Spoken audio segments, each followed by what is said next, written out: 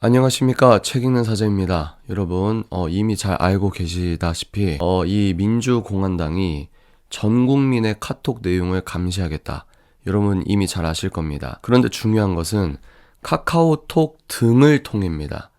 카카오톡 등을 통해 가짜 뉴스를 단순히 퍼나르는 일반인도 내란 선동 등으로 고발하겠다. 이게 정확한 워딩이거든요. 중요한 건 카톡뿐만 아니라 카카오톡 등, 뒤에 등이 붙었기 때문에 실질적으로 우리 국민이 사용하는 모든 통신망을 감시하겠다라고 하는 겁니다. 일개 야당이 지금 이러고 있는 겁니다.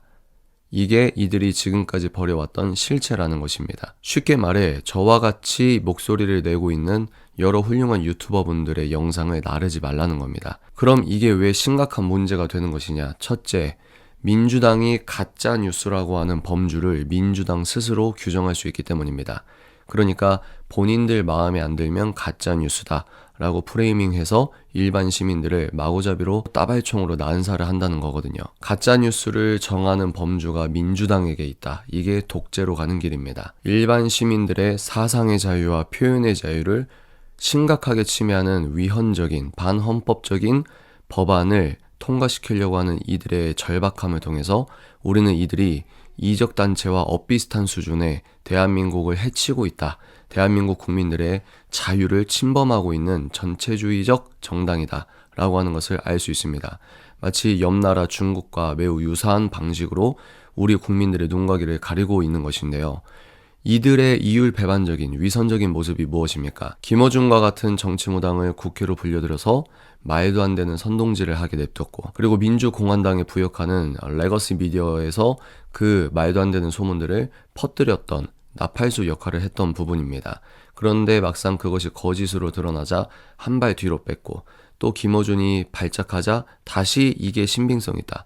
이게 민주당이 했던 비일관적인 모습이라는 겁니다. 또한 민주공화당은 당 차원에서 윤석열 대통령의 도피설을 지지했던, 즉 본인들이 가짜뉴스 유포를 했던 정당입니다. 그런데 이제 와서 본인들 구미에 맞지 않는 정보를 그저 공유하고 썼다는 이유만으로 전 국민, 일반 시민들의 사생활 영역에서 나누는 평범한 대화까지 감시하며 처벌을 하겠다는 것은 이들의 반대한민국적인 정체성을 적나라하게 드러내주는 사례다. 저는 그렇게 생각을 하고 있습니다. 정부도 아닌 것이 제1야당이 입법 독재를 하며 헌법을 무너뜨리고 있는 과정 중에, 혁명 중에 있는 것입니다. 이들 입장에선 혁명이고 우리는 그걸 내란이라고 읽는 겁니다.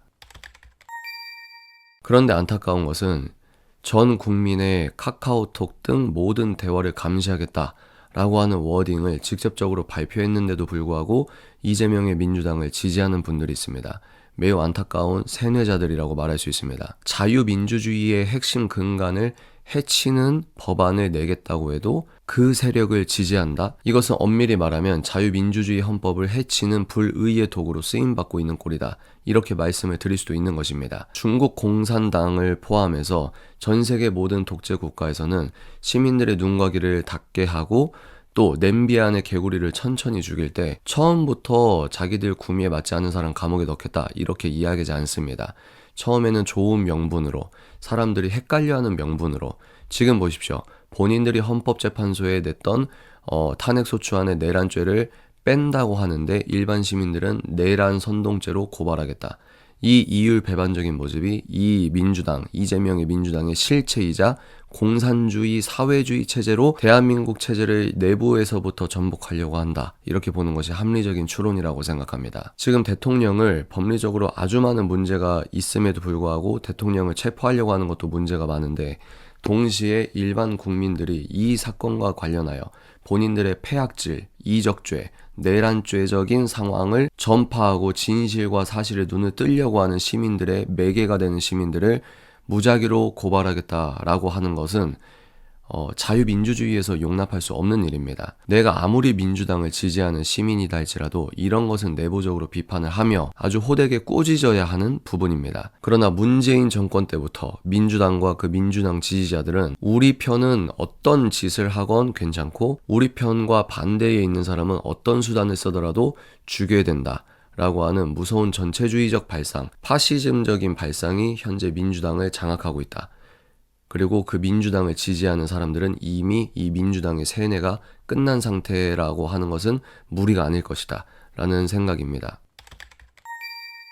이런 영상을 보고 발작 버튼 눌려서 분노만 하는 것이 아니라 지금이라도 늦지 않았습니다. 반 대한민국 세력의 동조자가 되는 것이 아니라 친 대한민국 세력으로 넘어오셔야 됩니다. 소위 말해 전향하셔야 됩니다. 지금 이재명의 민주당은 자유민주주의에서 용인할 수 있는 수준을 한참 넘어선 정당입니다. 그 정당에 부역을 한다. 그 정당을 지지한다. 전 국민의 대화 내용을 감시한다고 하는데 그것을 응원한다. 그래서 좌파 탈출은 지능순이라고 하는 것 아니겠습니까? 발작 버튼 눌려서 화만 내는 것이 아니라 겸허히 나의 실수와 착오와 편견과 왜곡을 인정하고 올바른 영역으로 넘어와 역사의 오른편적 관점으로 세상을 읽어나가는 것, 그것이 진정한 스마트 시민이 가져야 할 책무가 아닌가 싶습니다. 그게 진짜 멋있는 사람인 거죠. 짧은 광고 하나 하겠습니다. 여러분, 이번 주 토요일 1월 18일 서울 여의도 국회의사당역에서 세이브 코리아 국가비상기도회를 진행합니다. 제 영상을 보시는 구독자와 한국의 기독교인 분들 계시면은 하나님께 이 나라를 지켜달라고 한마음으로 뜨겁게 길거리에서 기도하는 시간을 가지려고 합니다. 여러분 주변에 많이 알려주시고 또 전국 방방 곳곳에서 1월 18일에 동시에 집회를 한다고 하니까요. 여러분들 많은 참여 바라고 특히 서울 경기에서 사시는 분들은 적극적으로 나와주시길 부탁드립니다. 오늘 여기까지 하겠습니다. 감사합니다.